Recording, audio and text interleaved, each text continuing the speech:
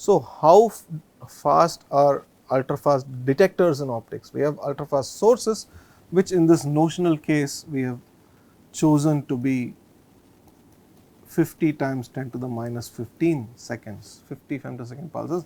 Of course, in the optical, not necessarily extreme ultraviolet, in terms of visible light pulses or infrared, the optical cycle itself is about 3 femtoseconds. So, propagating pulses have really been brought down to this limit.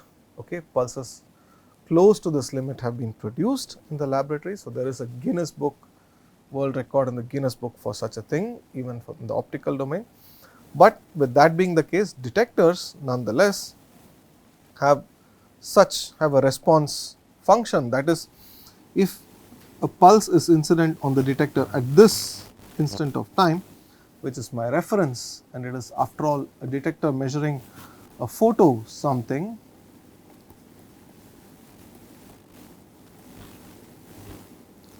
a photocurrent, a current that is produced when photo or a photon pulse is incident on the detector.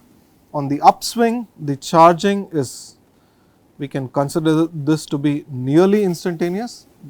The charge builds up across the detector, which is like a battery. So, it has a resistance, it has a capacitance, okay, and then there is a decay of this charge, all right, while a very short event in the photonic world was incident here. It is thinner than the orange line I just tried to sketch to portray the fact that a pulse was incident on a detector, and a reasonable part of it was absorbed, and the photonic energy was converted to electronic energy, and charge was built up, and that charge decayed into a photocurrent. The photocurrent was measured by a detector and recorded on the screen of an oscilloscope with 500 microseconds per division. Okay. So, this is the impulse response of a sensor that is present typically in a power or energy measuring meter or device. So, now the point is, if I had a light pulse which is so,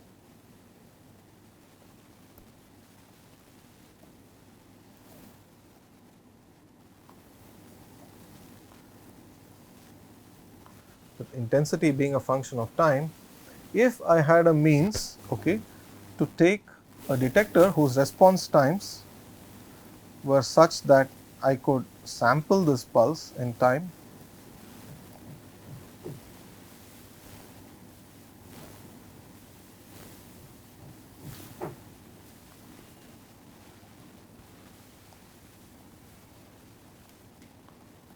and build a histogram.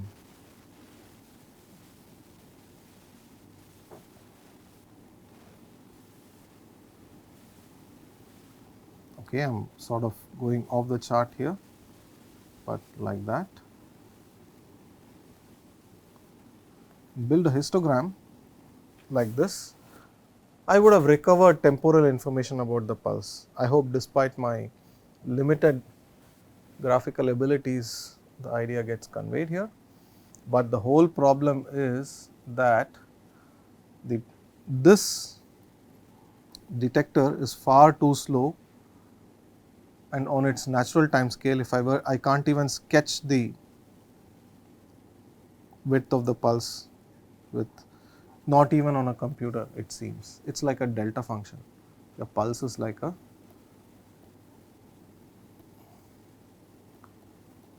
delta function, like input pulse to this poor detector, which is too sluggish and slow to capture this. So, one way to go forward is to advance detector technology, try and shorten these response times. Have we done that? Yes, we have done that. So, on this another rather expensive oscilloscope, it seems, with a division, a time scale, a time base of just about 50 femtoseconds per division. Here is the again the 50 femtosecond, sorry, 50 picoseconds. Why am I saying femtoseconds? Femto would have been great. We are not yet there. It seems that we have photonic detectors which can produce histogram bars of the kind that I spoke, but then each bar's width is at least 50 picoseconds per division or thereabouts.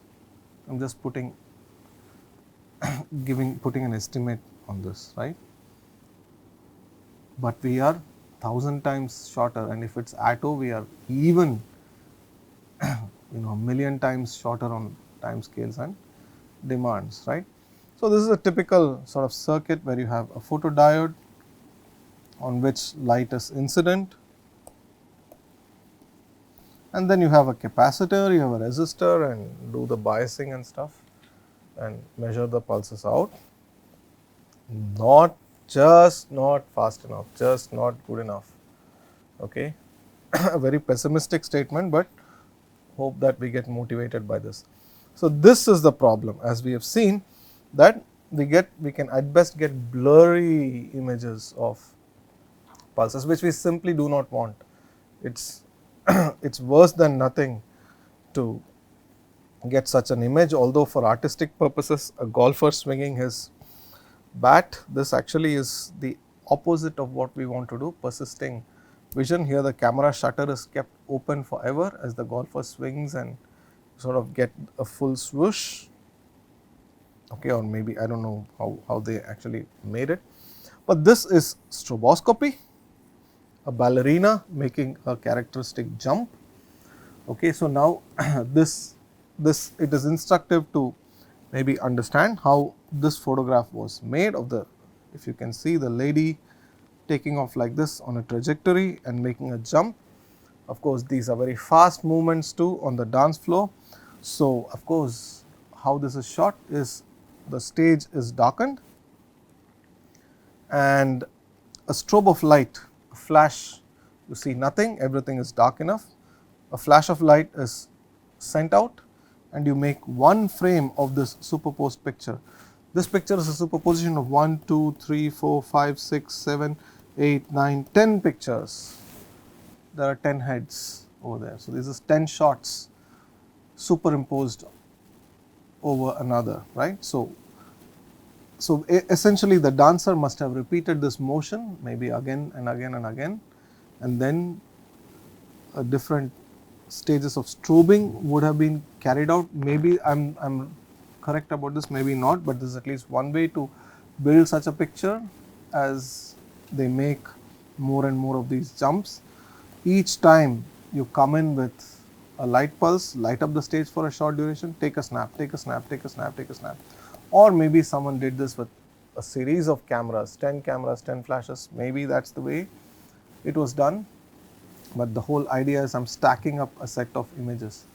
We are going to see that in pulse metrology, this is the sort of metrology that we are going to do. This is a sort of series of snapshots we are going to do. But then to measure with a strobe light, you need an even faster detector. So, now again the haunting question, how do you measure the shortest event, right?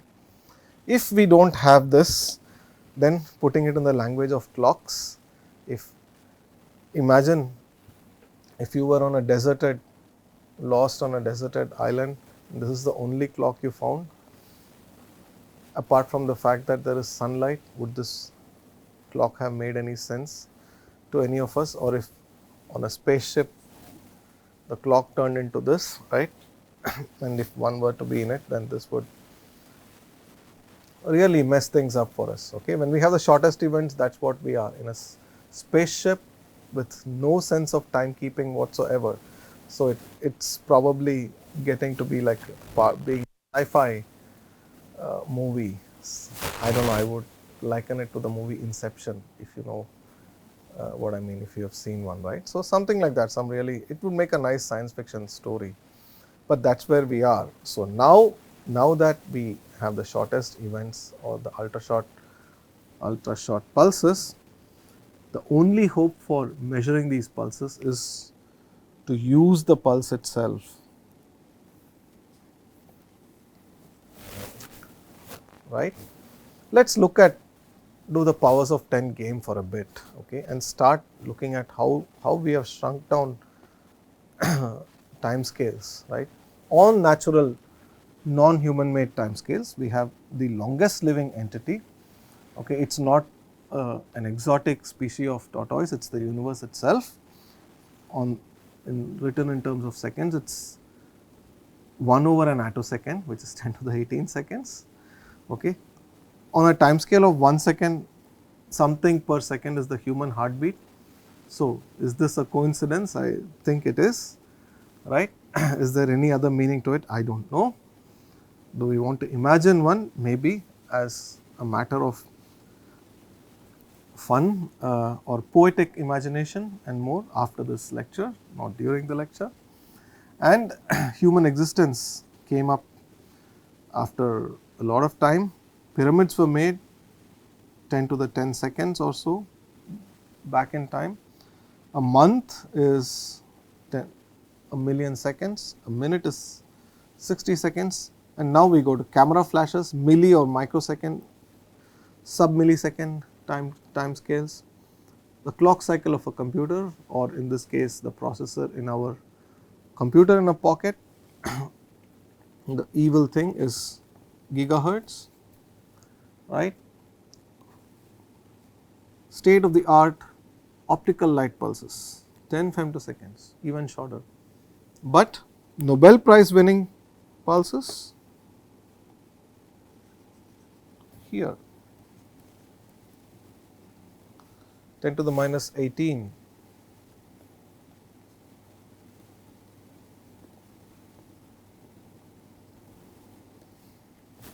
One attosecond. How do we measure these? We have to use the pulse to measure itself. That is the only way. But why do we care about this? These sort of measurements. One of the reasons that we can do is we can measure, and if you wish, we can do these three. We have hope to manipulate or control. Okay.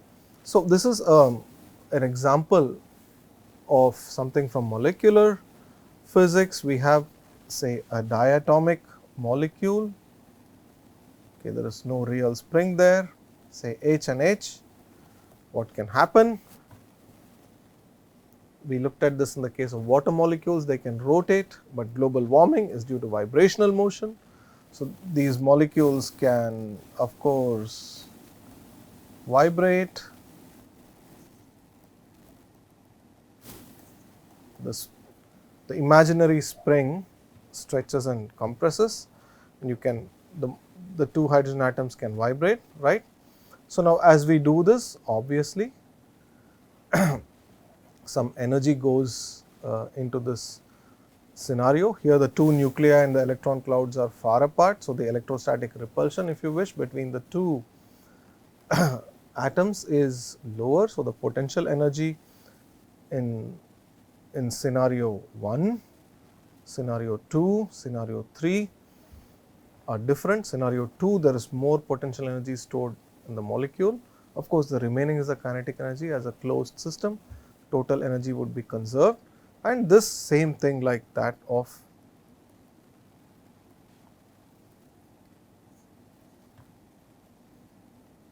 a swinging pendulum,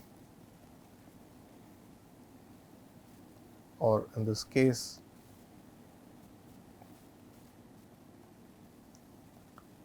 a mass spring system. In all these scenarios, there is vibrational motion, and potential and kinetic energy interchange and whatever, but it just so happens that in molecules it need not be one coordinate, the problem needn't be one dimensional, right. Whatever it is, a coordinate such as nuclear separation, then energy can be plotted. And if we so wish, what is a molecule after all? A molecule is a potential energy landscape. We call this a ground state, the electronic ground state. There could be an electronic excited state, and we can study the entire life history and the life story of these molecules if we were to have ultrashort laser pulses, because the dynamics here takes place on femtosecond or picosecond and sub-picosecond time scales. If it were to be vibrational motion, it would be femtosecond time scales. If it is electronic wave functions changing in time, that would be attosecond. This is what we motivated this to be. However, if we are able to manipulate, if we have light pulses, very well defined ultra short pulses, then all of chemistry is essentially this: bond breaking, bond making, right. So, and molecules respond to light, their motion responds to light, and if we can control that, we can control chemical reactions. And one of the holy grails of ultra fast science is so called coherent control. It is really not yet been achieved. And I may say today that the whole of quantum technologies is controlling coherent quantum processes. A qubit at the end of the day is a set of microwave or light pulses being sent into a system, and light and matter interact and create some extraordinary magic, right. So, therefore, we need to know what a light pulse is. We know these equations by now. The electric field of the pulse, and just to remind ourselves in 30 seconds, is the real part of a function written like this: an envelope function square root of I of t, I being the intensity of the pulse written in terms of time, multiplied by the phase factor of this complex quantity in the braces, whose real part is the electric field of the pulse. We have in the argument to the complex exponential function, we have omega naught t, which is omega naught the center frequency, and then we have a phase, the phase being the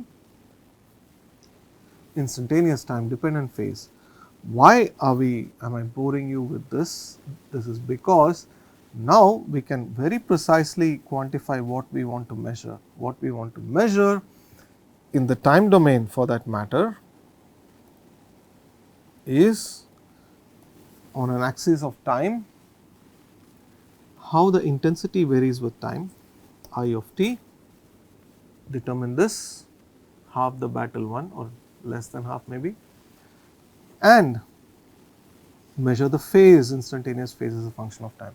If we figure out these two functions for a real world pulse, these are like the first and last name of the person, we know the pulse. Intensity as a function of time, phase as a function of time. That is all there is to pulse metrology. Why? Because this is what this is, the pulse. We define the pulse to be this.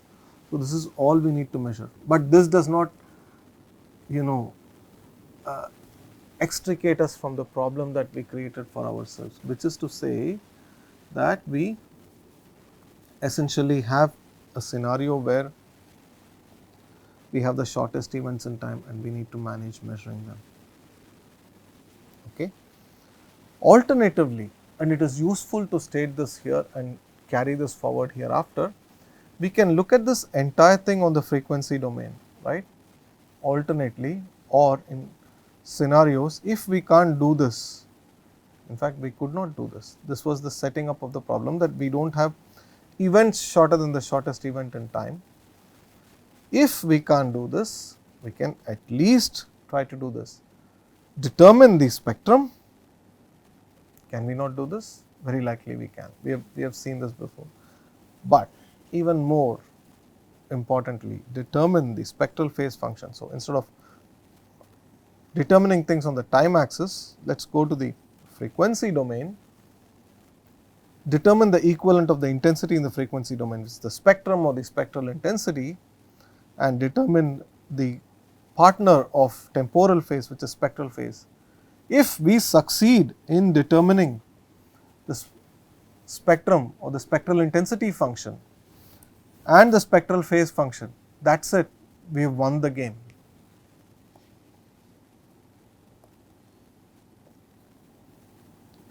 All right, we won the game. Our consternation was here.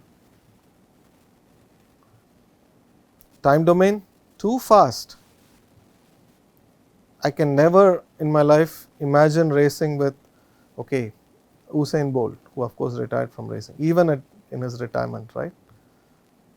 Or maybe it is swim and compete with Michael Phelps or whoever is a favorite swimming champion, but we can, it seems we are that was a vain battle, but in the spectral domain it seems we still have some hope, right. So, that is really the problem stated for us.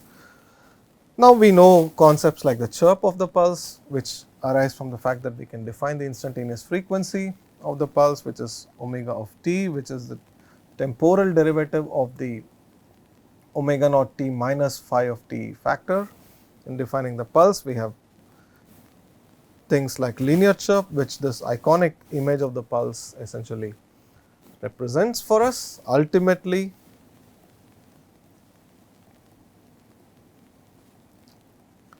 the ultimate goal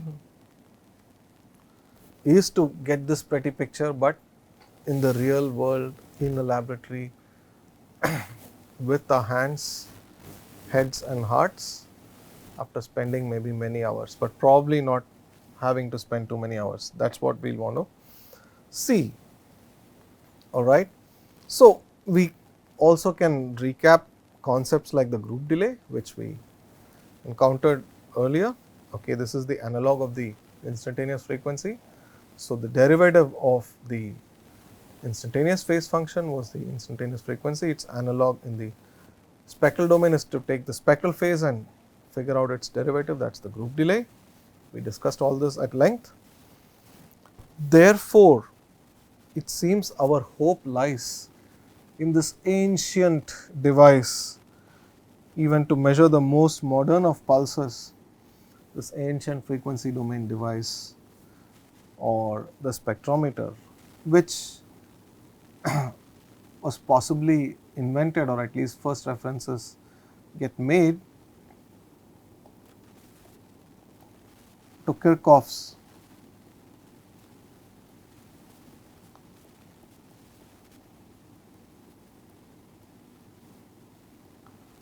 spectrograph, which is essentially a piece preserved in the museum of the Heidelberg University. So, the equivalent on the Indian scenario would be Raman's spectrograph, which is of course preserved in the Indian Association for the Cultivation of Science in Calcutta, right. So, but this really old type device is what is going to come to our rescue. So, let us see what a spectrometer, which helps us solve at least one half of the problem. The one half of the problem is determining S of omega.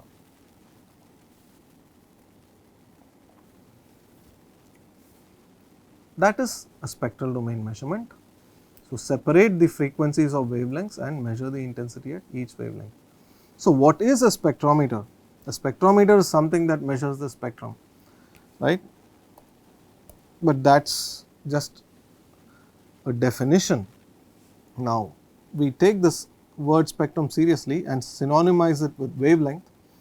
So, now how we measure this signal, as it were, which is what we want, which is on one axis wavelength and not necessarily omega directly, and on the other it is S of lambda. It is measured essentially for any light photonic entity. Here it is, let us say, the pulse that we want to measure, which we are calling the broadband pulse.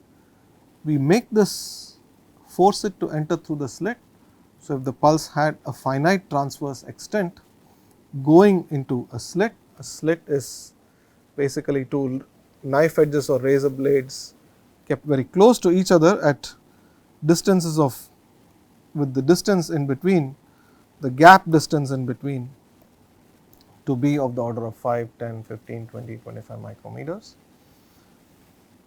The beam then diffracts through such a slit, expands, and we have a passive, very passive device, all doing just the what a traffic policeman does, redirect traffic, or it just folds the beam, and here comes the active element, a grating, okay, a wavelength separator, which essentially separates this composite beam where every point contained all the components of the frequency of wavelength in them.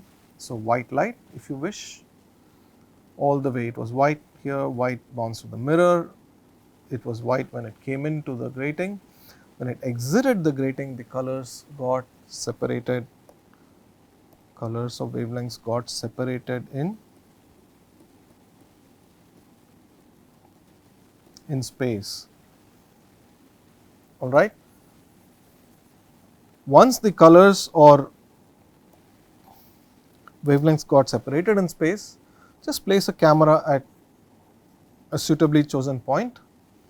A camera, which is a device which gives at every spatial location, although discretized, a measure of the irradiance of light energy falling on that particular pixel, give a signal which is linearly proportional to the irradiance or radiant energy falling on each pixel, integrating over each pixel extremely slowly. If this were to be an attosecond pulse, literally over the age of the universe. On the time scale of the pulse, a femtosecond pulse, the camera operates on the ratio that would be for us millions of years, right, literally. Very, very, very slow detector, almost takes forever to do anything. A laggard, a lazy detector is sitting over here, but that's still, fortunately for us, just long enough because it takes just a few seconds. Make a measurement of what? Of the wavelength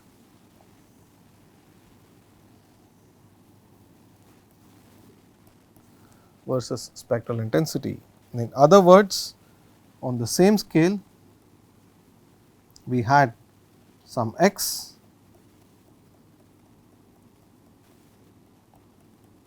what is this x?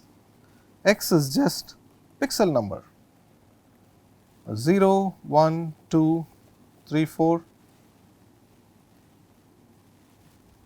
sorry, maybe we have 1K, 1024 pixels. We bin these wavelengths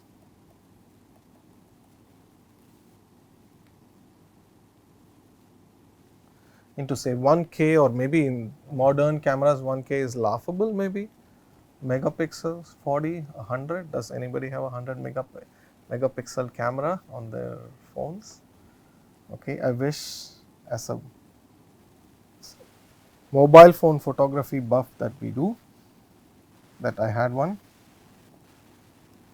But someone's going to say somewhere, it's not pixels that matter, it's a lot more in life, right? So likewise here, it's not just pixels, other things do matter. Look at the vertical scale also needs to be linear sufficiently, and we hope that there is sufficient dynamic range. That actually is in some sense just as important or equally, if not more important, quantity. So what did the spectrometer do? It essentially converted spectral information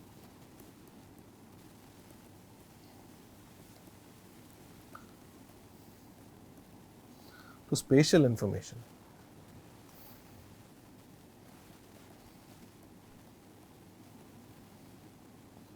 But trust me, this is going to be the name of the game. Elsewhere, we are going to convert even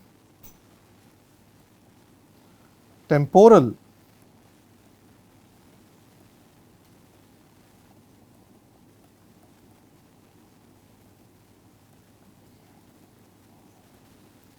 spatial information or scales. So these are things that we want to keep in mind.